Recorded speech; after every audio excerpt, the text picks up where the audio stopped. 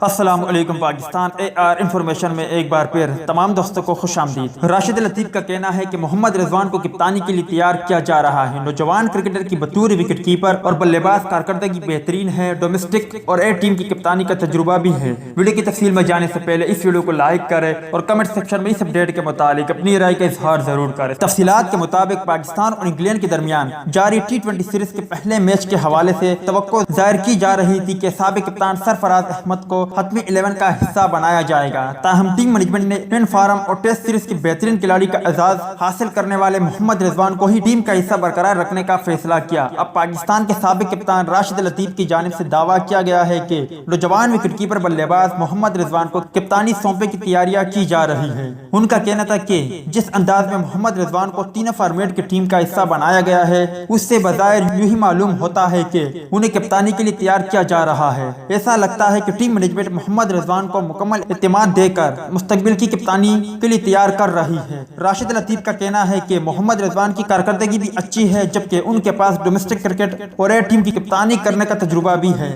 محمد رضوان نے انگلینڈ کے خلاف سیریز کے دوران نہ صرف بطور وکٹ کیپر بلکہ بطور بلے باز بھی اپنی صلاحیتوں کا لوہا منوایا ہے۔ راشد لطیف کا کہنا ہے کہ اس تمام صورتحال کے باوجود سرفراز احمد ٹیم میں واپس آ سکتے ہیں، جبکہ شعیب ملک اور محمد حفیظ ٹیم کا مستقل حصہ بن سکتے ہیں، تو پھر سرفراز احمد کے لیے بھی ٹیم کے دروازے ابھی بند نہیں ہوئے۔ واضح رہے کہ گزشتہ برس ورلڈ کپ کے بعد سری لنکا کے خلاف ہوم سیریز میں شکست کے بعد سرفراز احمد کو تینوں طرز کی ٹیموں کی کپتانی سے برطرف کر دیا گیا تھا۔ اس کے بعد سرفراز احمد جاری دورہ انگلینڈ کے لیے قومی ٹیم کے اسکواڈ کا تو حصہ بن گئے، لیکن تاحال انہیں کسی میچ میں موقع نہیں دیا گیا۔ تو دوست یہ تھی محمد رضوان کے حوالے سے کچھ اپڈیٹ، امید کرتا ہوں آپ کو پسند آئی ہوگی۔ اس اپڈیٹ کے متعلق اپنی رائے کا اظہار کمنٹس باکس میں ضرور دیں۔